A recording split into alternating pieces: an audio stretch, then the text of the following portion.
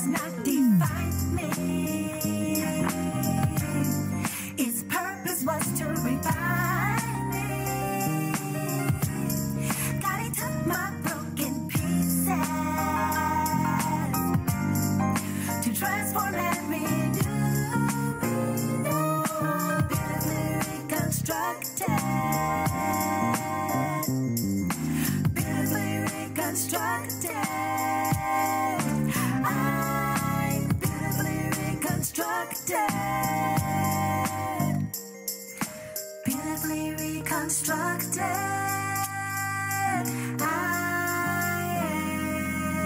Let's talk, let's heal, let's live.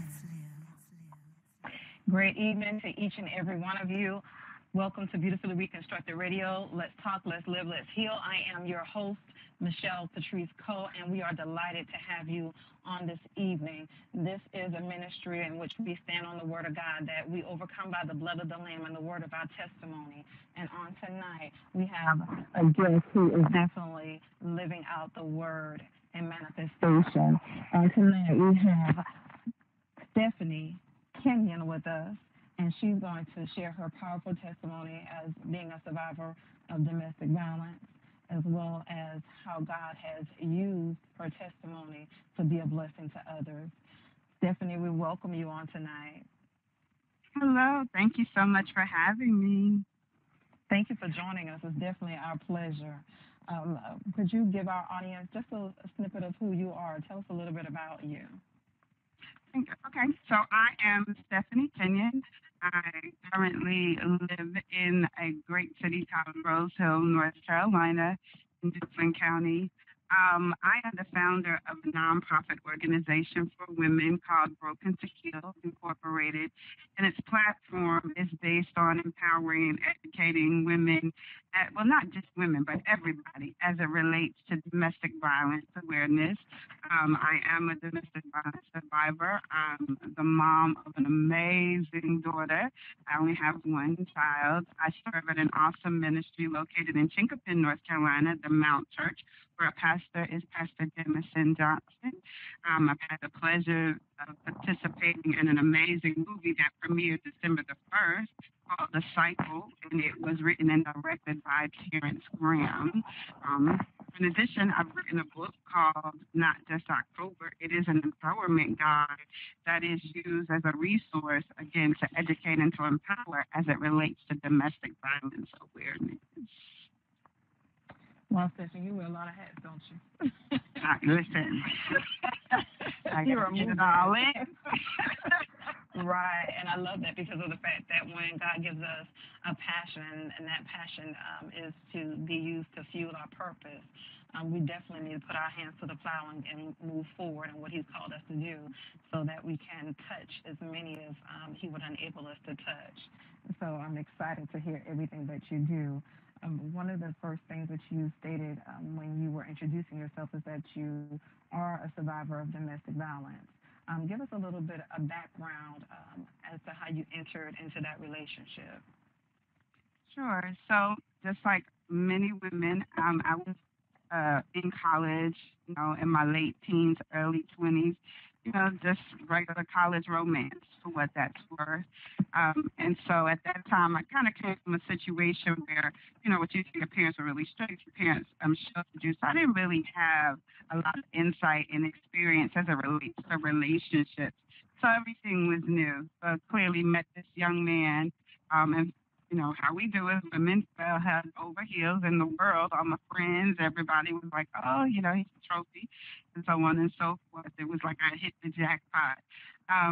And it was kind of pretty much early on into the relationship. I started noticing things that at that time I just took as, well, maybe he really likes me a lot of where you're going, who you're talking to type energy, a lot of just showing up at my class, or I got to meet him at his class. And again, this was subtle at first. Then it kind of grew to I could no longer be around my friends. I could no longer be around my family. I could no longer do the things that I'd normally done. And again, just because I never had that experience before, I just took it as he liked me a lot. But then it escalated from control of you can't go here, you can't go there, to now we're having arguments, and now he's calling me out of my name. Now he's saying things, you know what I mean, that are clearly meant to go for the juggler, as I said. And then our very first experience was when we talk about him escalating it to the next level. We were leaving a house party that was off the yard. And again, I always say that to this day, I don't even remember what we were arguing about. All I know is that we were leaving, headed to the car. I was walking in front of him, and he kept saying, you know, don't keep walking away from me. But I kept going because I wasn't thinking that he would do anything to me. There would be no reason to. But lo and behold, as I'm walking, he has a beer bottle in his hand. So we're talking about a 32-ounce big beer bottle that still had beer in it. And he threw it at me. And clearly he threw it because it was aimed for my head, because I could literally see it as it was kind of, I would say things kind of slowed down. You could see it going by, and just kind of crashed in front of me. And I literally had to turn around and look at him like, this can't be the same person. You know what I'm saying? Like, this can't be the same person who says they love me and they like me. But it just escalated from there to pushing, shoving, you know what I mean? And it kept escalating. So now it's slapping and hitting. And that went on for 5 years. And a lot of it is because I suffered in silence. Clearly, people probably saw me, but they just didn't say anything. You know what I mean? And I just, did you have a friend that you confided in, or you did? No, I didn't. Anyone? No, I didn't confide in anyone at all. I just kind of sucked it up. The only time I ever mentioned it prior to the last point was I had transferred to another school, and we were all living in the same city. And I went to school this particular day, and I just was at a breaking point. And this particular university had a wellness center. And I went to that wellness center, and they offered counseling. And that day, they let me talk to a counselor. And when I came in, he looked at me, and I told him, you know, my story. I told him what was going on. And that counselor literally told me that day, run. That's what he told me. He was like, you're about to have a nervous breakdown. Run. But I stayed because, one, I was afraid because there had been threats made that, you know, they would hurt my family, they would hurt my parents. I didn't want anything to happen to my parents. I didn't want anything to happen to me. I didn't want anything to happen to anybody. So I stayed thinking that they would love me. If I loved them hard enough, if I just did what they said, he would love me. But that's not true. You know what I mean? Because it was never about that anyway. So finally, you know, we had a big fight, and I left, and I went over to some friend's house. The next morning, the friends wake me up. They say, well, didn't you drive with family? Actually, it wasn't friends, it was family. They said, didn't you drive here? I said, yeah. I said, well, where's your car? 7 o'clock in the morning, my car is gone. So now I'm at that point. I call my father. This is like the first he's hearing about it because I lived in a different town from him. So my father comes, and he spends the entire day looking for that car. About 6 o'clock that evening, my father comes back. He tells me to come with him. He takes me to this place where the road has ended. There's no more construction, and it ended by going into the woods. There's nothing there, no homes, nothing, no businesses. It's just woods and an ended road. And in the woods, you see my car.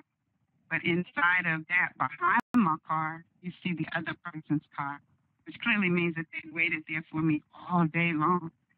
And so my father tells me to get out. So we're in the middle of the road. By now, my mom has called the sheriff because she came too. So we're in the middle of this road, this dead-end road. My father tells me to get out and go to get in your car.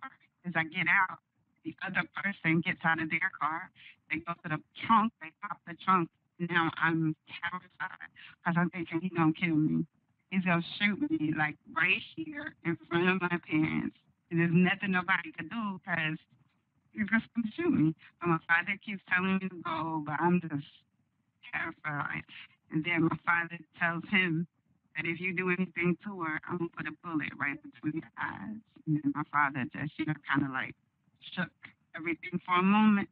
And my father just was like, now you go get in your car. And that was the end of that. My 5 years ended that day. I tell people all the time, my father saved my life that day because my father used to say he always wondered what would have happened if I had found the car. instead of him. And I probably would have ended up with like other women, either beat up or probably dead. And the bad thing is nobody would have been able to hear me. Nobody would have been able to find me. You know, one of the things that I find, and I certainly agree, that your life may have been over or severely threatened had your father not intervened on that day, especially with him being willing to even take that action with your father being there.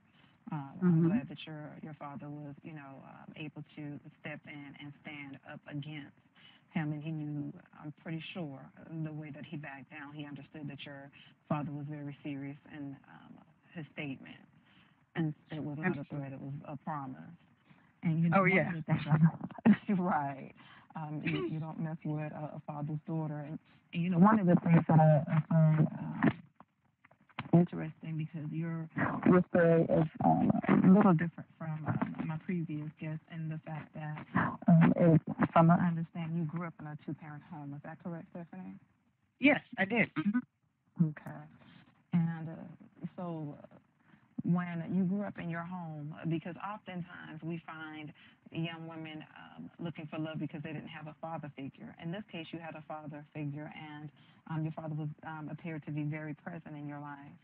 And so it was not that you were looking for a father. You were just, uh, was it that you were you trying to emulate your parents' relationship, or did you not? You just wanted to be independent of anything that involved your parents because of the sheltered life that you had lived. Well, actually, it's funny because I didn't discover this until recently. So, from my in my personal before going to college, I had some experiences with molestation that my parents did not know about, and still to this day they left not knowing, by a family friend. And then also on top of that, at 14, I was sexually assaulted. Right, so that breaks down your process for trusting men, what love looks like. Everything is warped at that point. If you don't get the help and the counseling that you need to address those situations, then it's kind of like a spirit. You're already open, you're already broken.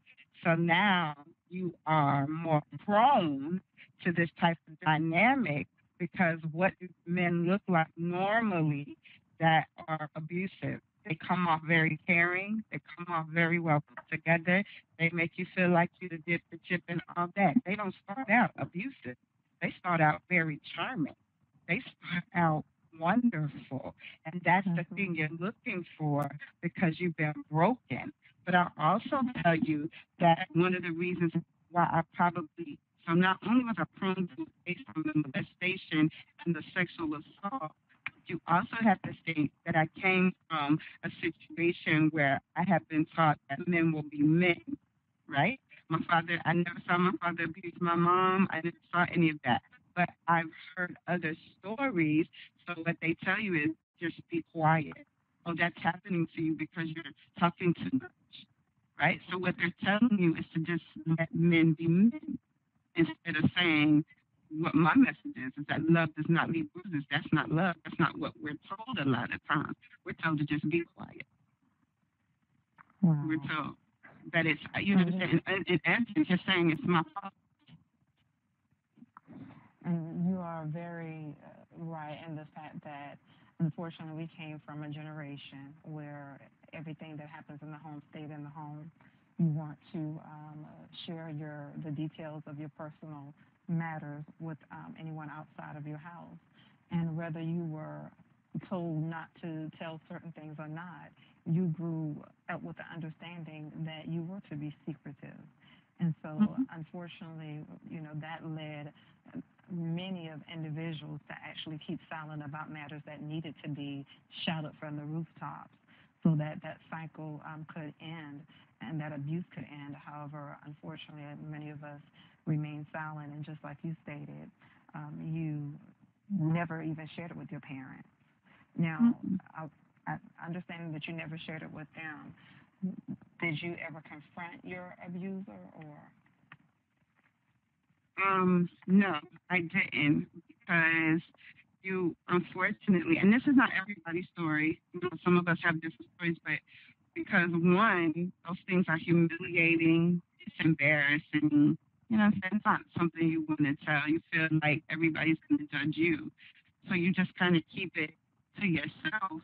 But what happens is it affects the way you develop. It affects the way you process relationships. And so it wasn't until I got older and after having a bunch of failed relationships and having this abusive situation, having this dynamic, I had to take a break. I had to take a step back and take inventory of, okay, what's really going on here? And that's when I started to address those other things. Oh, this is why I act like this. This is why I'm like this. Absolutely, because the seed had been sown. And when those seeds are sown, if you do not, like you stated, cut them at the root, when you don't go to counseling, when you don't get the assistance that you need, when you don't seek deliverance, then that seed grows into um, challenges in the way that you actually behave. Some individuals, like you said, it interfered in the way you interacted with your relationship, so they weren't healthy. How can you Mm-hmm. have a healthy relationship if you're still operating in the same manner? Absolutely. We talk about the word insanity. Insanity is doing the same thing over and over again and expecting a different result. If you don't cut it at the root and get the help that you need, then you're just operating in that type of insanity where you're just going in that same cycle, different phase, but Mm-hmm. same spirit. So I Absolutely. definitely understand. Yeah. And so let me ask you about that. Did you, we understand that when the incident with your father, you left that relationship, did you enter into any additional relationships that were abusive? Did you repeat the Um, cycle? so it's funny because at first I was just terrified of relationships initially, like for a few years. But then what happened is if you even look like, it's kind of like post traumatic stress. So if they get any signs, like to this day, I'll be honest with you, I'm delivered. Let's be clear. But there's still some things you can't do to me, right? You can't walk up on me yelling and waving your hand, you know, men do, because it's going to Right. trigger that process in my brain, and so I'm automatically not going to want to deal with you. And any type of verbal abuse, don't calling me out of my name, you know what I mean? Some people do it subtly. You can end up in a situation a lot of women don't. And it could be a man or woman, but since I'm a woman, I'm just dealing with it as in being in a relationship with a man. You could be in a relationship with a man who's narcissistic, and they tend to give off, abuse too. They're abusive in the way they handle you emotionally, the way they handle you mentally. They're always trying to point out your flaws and everything that's wrong. That's, what I mean, that in and of itself is abusive. And so at this point, and even since I was quote unquote rescued, I just stayed away from that. Like anything that looked like that, I'm not participating. And and I'm not giving out second chances. So that's just what it did for me. That 5 years was sufficient enough for me to be like, oh, I'm not about to be in nothing else like this. Now, I did have a situation that was probably more emotionally abusive, and that's probably worse than physical, because for physical, it's a hit, it's over, let's go. Emotion just kind of lingers on and on and on. Now, all of them are bad, let's be clear, but I had to address that too. That abuse is abuse, and that not all abuse is physical in the sense that they are laying hands on you. Some of it is mental, some of it is emotional, some of it is And let's verbal. It's the words. And Stephanie, could you expound for us, because you're exactly correct. Because oftentimes we feel as if we have not been in domestic violence situations because someone has not hit us. However, like you stated previously, there are many forms of abuse, not just where someone Mhm. is physically hitting you. Could you expound on that, the different types of verbal or emotional abuse? Yeah. So verbal is where they are using their words to tear you down. whether they are calling you out of your name, whether they are yelling at you, whether they are, you know what I'm saying? Just it's the words. So instead of using their fists, they're using your words. You're nothing. You'll never be nothing. You're stupid. Don't nobody love you. Like all of that. All of that. I don't know why I'm with you. You can't do anything. And what do? You keep trying to make it better, and they just keep coming and coming. And it's that's verbal and emotional. It's just that they kind of play with your feelings all the time. They have you on the roller coaster up and down. You don't know what day it is and what day you're stepping into. Because one day they love you, next day they hate you, the next day they kind of like you. The next day they really hate you. You know what I'm saying? And it's just it's up and down. And then mental, it is. They're playing that mind game. They're trying to control your thought process. You know what I mean? Trying to make you think that you're not normal or make you think that there's something wrong with you. But all of these forms of abuse, they're all based on control. That's really all it's about at the end of the day. It's not because they love you or don't love you. It's their desire or their need to control you. And a lot of times it's because they're not secure about themselves. Because a lot of abusers have been abused and they repeat the cycle on somebody else. Or they think they love you to a degree that they don't want to lose you. So what do? They control you by abuse, mental, physical. They tear you down so that you won't leave. I'm so glad that you stated that, in regards to the fact that a lot of abusers have been abused. Unfortunately, it's sad because, the saying that hurting people hurt people is definitely true. And oftentimes you will find that someone is insecure because someone has hurt them in the past. They may have witnessed abuse in the house.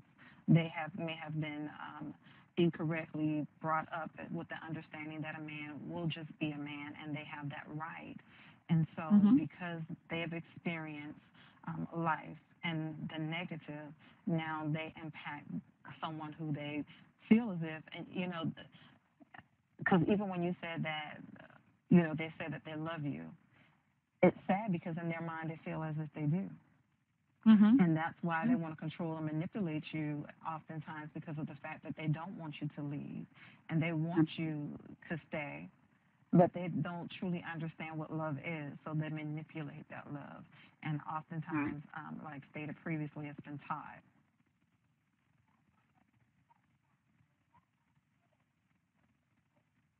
Now, I understand that with within your actual verbal abuse, you said that you actually had to cease that relationship, and you're very careful about relationships that you enter now. And I definitely agree with the fact that you're delivered. You can be set free. That's wisdom. You see, because oftentimes God has, shows us signs, but we don't actually pay attention to them. We don't heed, the discernment. We put it to the side because we're in love.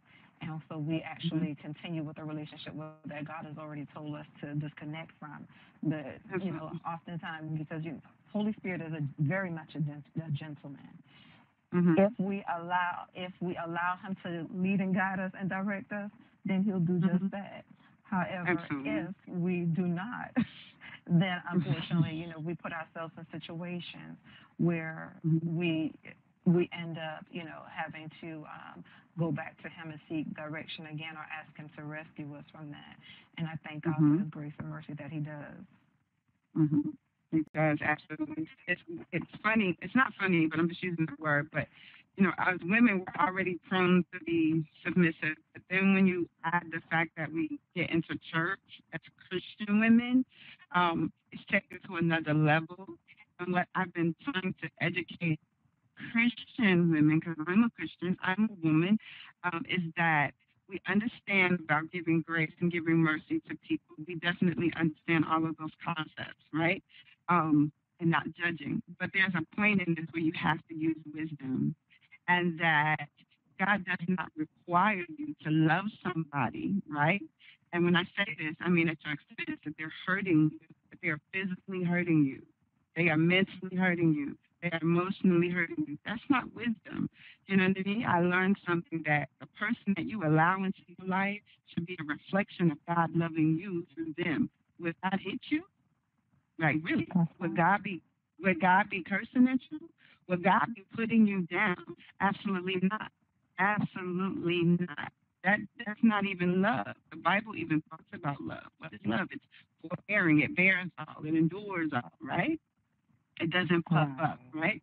Right. But in none of that do you hear about we're just supposed to stand in the line of fire and let people do what they want to. No, I can pray for you and pray the very best for you. You know what I mean? But that doesn't mean I have to stand there and allow you to mishandle me. That's not gonna get you a better pass into glory. Like that's not even wisdom. That doesn't even make sense. What kind of God? We don't serve that type of God. But a lot of women like to be martyrs for relationships. To say you was a ride or die. Okay, ride or die. You know what I And mean? you're right. And oftentimes it does cost, someone their lives because they say it. And, as women, we are also very nurturing. And so we think Mhm. that we can fix any and everybody. Yeah. And so No. oftentimes, in addition to being submissive, we think that, okay, if we act this way, if we do this, or, if we Mhm. say this, then we can actually help them change in their behavior because, we see the good in the Yeah. person. I Mhm. know for myself when when previously when I was married, I would, my sister used to be so upset with me because I would say all the time that, I just see the man that he could be, you know? Mhm. And Mhm. that's oftentimes, I hear that resonate not only from my personal testimony, but from many females. Mhm. We think that if we take the time to groom them and develop them, or, then we can actually change them.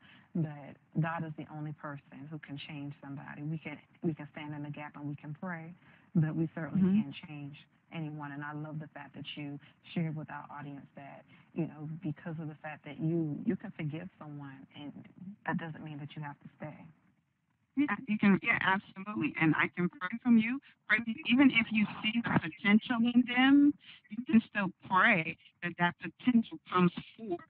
But God doesn't need your help, and you don't have to stay there and help God. You can go on about your business and stay healthy and get healthy, whatever it is that you need to do, and allow God to do the work and allow God to make the changes. Right? I read a meme the other day that said that women have to stop believing that we are rehab centers for men. We're not. We're not. And that's a lot of time why abuse continues because we stay thinking, I can love him and he'll change. If I love him, he'll stop hitting me. If I love him, he'll stop talking to me like that. If I love him, he'll stop. No, ma'am. No. He has to want to change, and God has to put his heart to change. That's just what it is. Right. This is what Right. it is. Right? And then the Mm. bad thing is you can stay, right? You can stay and never get the help you need. And then he does get healthy, and guess where you're going to be, right? You're going to be unhealthy, unstable, broken. Now what? You you brought up a very valid point. Oftentimes we want to fix someone else because we're broken ourselves, Mhm. and make sometimes fixing someone else makes us feel validated. If I Mhm. can fix them, then I can fix me, Yeah. or that makes me, better, or the process. I'm getting better because I helped someone else. Mhm. If we are not rooted and grounded in the Word, and we don't have the understanding of our true identity in Christ, then unfortunately we make a lot of error in relationships. And you stated it earlier that even the fact that someone would harm us, and we, as a Christian woman, we should understand that God is love. He showed his love so much that he gave his life on Calvary's cross to die for us. That's love. Mhm. He doesn't Right. abuse us, and like you say, he doesn't call us out our name. He tells us that we're fearfully and wonderfully made. So if he loves Mhm. us that much, and we're to be equally yoked, and we're to be equally yoked because we're Christians, and that means we should actually have someone who is a Christian who has the same values that we have in Christ. Then we would not settle for someone who would mishandle us. And Right. it's 7:30. We're going to take a break, and we are going to come back with our guest. If you are just joining us, we have Stephanie Kenyon on tonight, and she is sharing her compelling testimony of being a domestic violence survivor and how that experience actually propelled her purpose.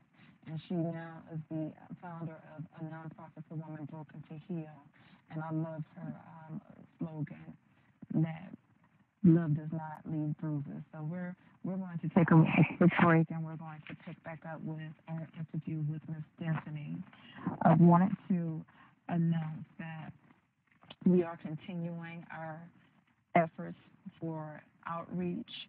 Of course, the winter months have actually there is here. Winter is here. I know that winter does not officially start until December the 21st. However, it is definitely cold, and so we want to extend our help to those who are without walls. So we are asking for your donations. You can either donate, provide a financial donation, or if you would like to donate any items, that is appreciated as well. We want to go to the homeless and actually give care packets so that we can assist them during this horrible weather. And we also want to let you know that Beautifully Reconstructed Radio's mission is to see God restore the broken to create beautiful new beginnings. While doing so, we are reaching individuals in over 167 countries through a live platform which is synced to Facebook, Twitter, Periscope, and YouTube. Advertise with us and let us assist you with creating new beginnings for your business. You can contact Beautifully Reconstructed Ministries for details. Our website is www.beautifullyreconstructed.com. Our telephone number is 888-818-8113. And we can be emailed at info@beautifullyreconstructed.com. Also, if you desire to provide a donation for our outreach efforts, that same contact information can be used. Again, that's www.beautifullyreconstructed.com. Also wanted to make an announcement about this Saturday, the 15th, on this Saturday in Spartanburg. If you are local to the area, our actual guest, author Nita Washington from last week, she is having a red and white masquerade gala, and it is the revealing of my scars. She will have several different speakers, and they will actually discuss their experience, their testimonies of how God rescued them from their past and how He is using that to be a blessing to the kingdom and those who they have the opportunity to encounter. And yours truly will also be a guest speaker. So if you are in the area, please sign up to be a part of this event. I guarantee you it's going to be a blessing. And for those of you who are just joining us, again, we have a special guest, Miss Stephanie Kenyon. And again, she has been sharing her testimony of survival of domestic violence. She is an elder, she's an author, she's an actress, and importantly, she is a daughter of the Most High, and her desire is to be a blessing to those who she encounters so that she can actually let them know that love does not leave bruises. So we're going to pick back up on our interview. I want to talk a little bit about your nonprofit organization. Could you share with us what Broken to Heal Incorporated offers to those who would actually seek out your ministry? Absolutely. So, Broken to Heal Incorporated was actually started back in 2013, just after hearing countless stories and meeting other survivors. You know, I thought about what support could I offer as a survivor at the end of the day to help women to come from, for some women that have been impacted because they physically were abused or they were abused mentally, emotionally, just helping them to go from being a survivor to an overcomer to being able to move forward. But then in addition to being able to educate others to keep them from ever having to enter into the dynamic. So at the end of the day, we've done everything from offering workshops and seminars with, again, where we educate and we empower. We talk about different resources, legal resources that are available. I tell them how they can get assistance in their city and in their state. We talk about directing them to different shelters. And of course, they can make private calls. I've had people call me privately that we've helped to find them housing. I've had people inbox me, Broken to Heal. You can find me on Facebook, Broken to Heal Incorporated. You know what I mean? And outside of that, we've also, when I was in the Triad, the Winston-Salem, North Carolina area, we operated a diaper bank where we helped with emergency needs for toddlers and infants, because that can happen. They can be in a situation and they have to leave quickly and they don't have the things to not just, take care of themselves, but their small children. So we've helped in that way. But more than anything, I just go around and I do motivational speaking and empowerment. Just like I said, it's all about educating and empowering, because a lot of times people just don't know. They don't know the simple things, like love doesn't isolate, that love is not controlling. They don't know how to, date safely or date healthy. So I cover everything. And let me ask you this, Stephanie. Your experience started in college. Do you have a great desire to reach out to younger women or all women of all ages? Well, of course, I do want women of all ages, but because I know the highest age risk is from 14 to 55, a 14-year-old is an eighth grader. But that's also because